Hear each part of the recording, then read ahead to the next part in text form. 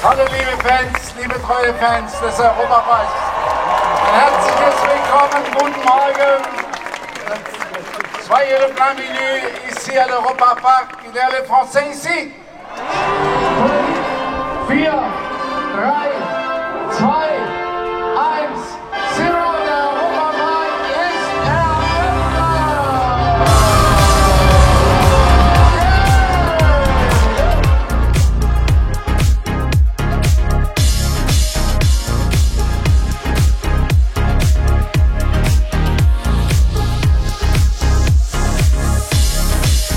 Bonjour, ça y est, Europapark a réouvert ses portes pour sa 50e saison en 2024. Saison qui sera chargée en nouveautés, même si elle n'ouvre pas pour ce début de saison. Et oui, Voltron, ce sera à partir du 26 avril prochain. On se donne donc rendez-vous quasiment dans un mois. Mais aujourd'hui, on va découvrir toutes les autres petites nouveautés que le parc nous a concocté pour ce début de saison, avec des nouveaux spectacles, de nouveaux aménagements, plein de choses, et puis on va forcément redécouvrir nos attractions favorites. Alors c'est parti, on y va maintenant.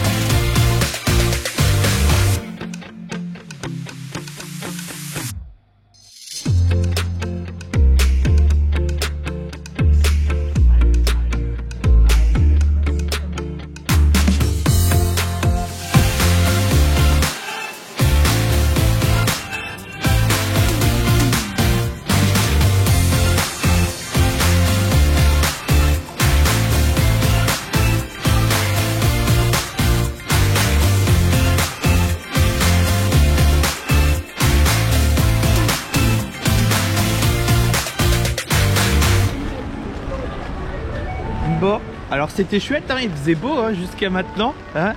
On a pu faire quelques manèges là, mais je voulais me mettre dans la file du Blue Fire. Mais d'une, ma Virtual Line a sauté. La Virtual Line c'est une catastrophe aujourd'hui, ça a du mal à redémarrer.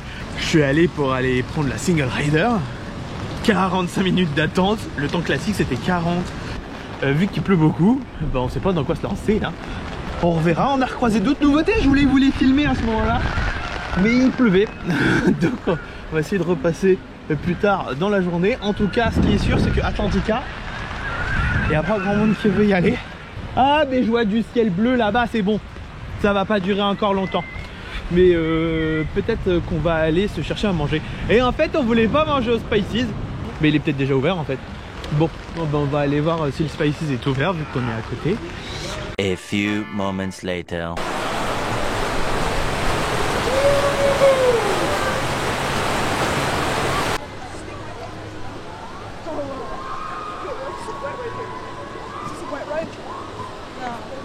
Bon, alors au final la pluie a fini, c'est cool, on a pu manger au Spices qui est jusque à la fin du mois de mai.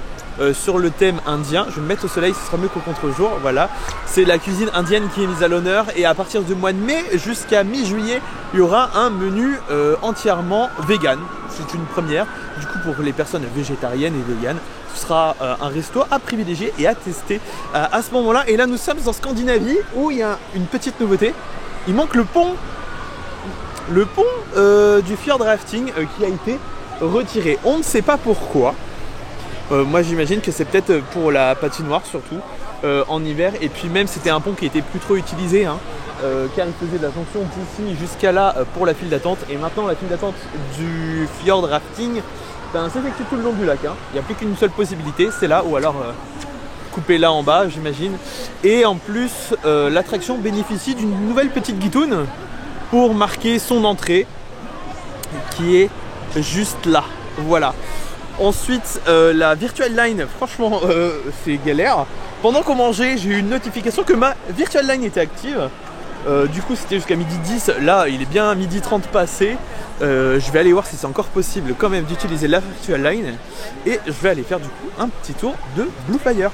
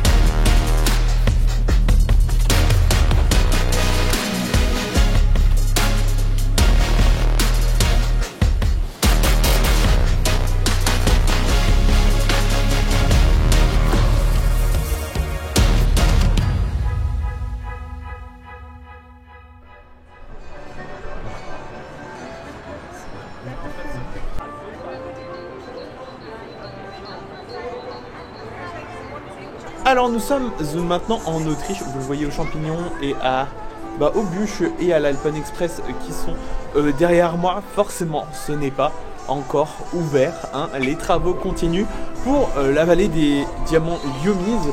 Vous avez pu avoir un aperçu justement de ce qui vous attend dans la vidéo de la conférence de presse.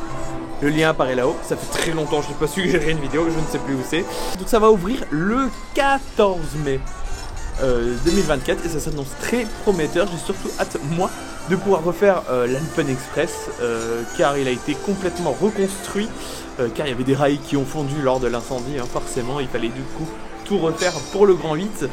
Du coup il bénéficie de nouvelles courbes et des nouvelles normes et j'ai au fond de moi et j'espère trouver un Grand 8 aussi fun et fluide que Maxim Moritz à Efteling. C'est le même type de Grand 8, c'est un e-powered de chez McRide, donc je suis très curieux de pouvoir retester l'Alpen Express. Vu que la grotte a disparu, les deux attractions sont visibles depuis le quartier espagnol qui a bénéficié du coup de quelques petites nouvelles façades qui rajoutent vachement je trouve à la déco.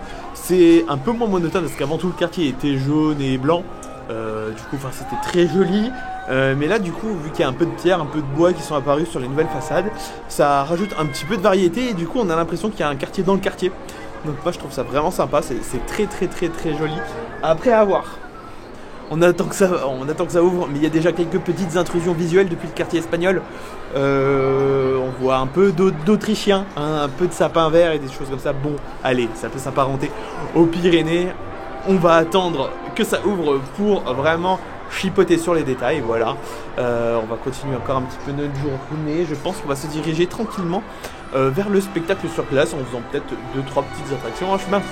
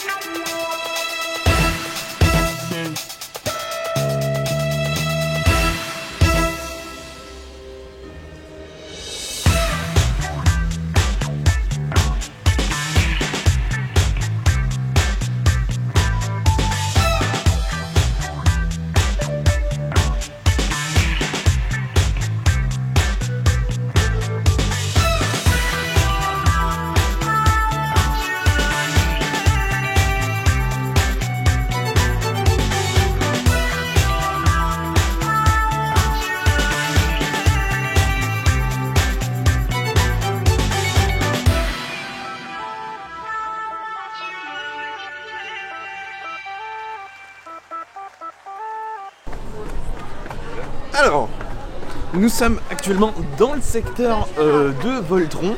Après avoir regardé le spectacle Energize, spectacle intéressant qui reprend l'histoire du film du cinéma 4D. Il y a Nikola Tesla, il y a toute l'histoire avec l'Adventure Club of Europe, le passage avec l'opéra. Je suis mise au point, oui, je suis mise au point. Et là, du coup, vu qu'on est à côté de Voltron, je suis en train de filmer quelques petits plans des tests du Grand 8 qui ouvrira le 26 avril à Europa Park. Il va y avoir du monde, son inauguration est prévue le 24 avril. On est en train de faire un petit tour du coup de la zone, car c'est la première fois qu'on voit les tests du Grand 8 depuis l'intérieur du parc. Et puis très bientôt il va ouvrir, voilà.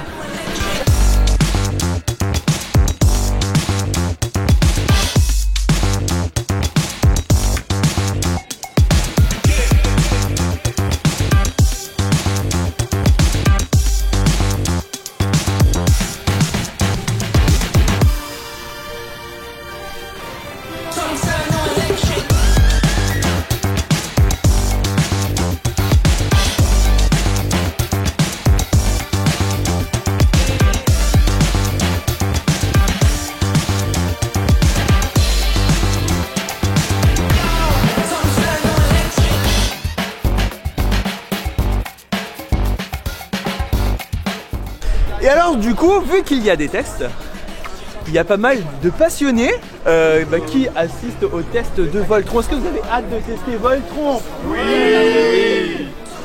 Il ouvre quand? Le 26 avril. Ah, vous serez là? Oui. C'est pas grave, tu le feras plus tard. Voilà, donc du coup ils ont tous très hâte de venir le 26 avril et on sera là pour vous faire découvrir ça.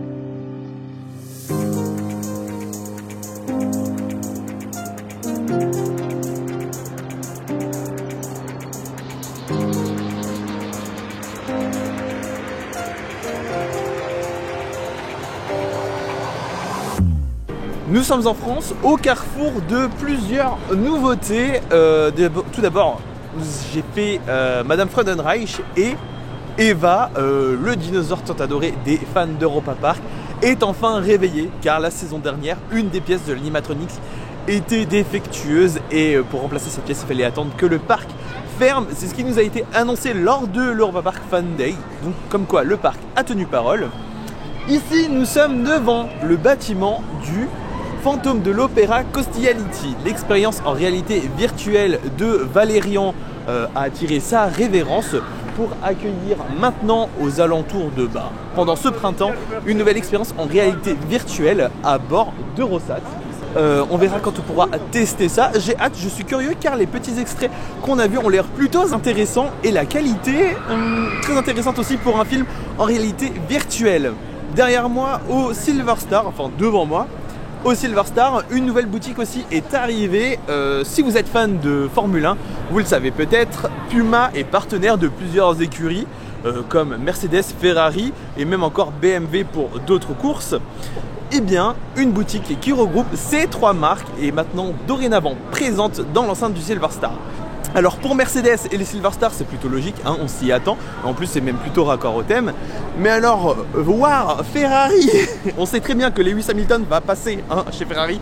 Mais bon, c'est un peu déstabilisant. Et encore BMW, bon, ça a plutôt de rapport avec le thème, d'autant plus qu'il n'y a plus du tout de merch Silverstar dans la boutique. C'est un petit peu dommage, va falloir aller voir dans les autres boutiques d'Europa Park. Voilà, la fermeture est programmée pour 19 h. On va encore faire quelques petits trucs. J'aimerais encore faire Cancan Coaster avant de partir.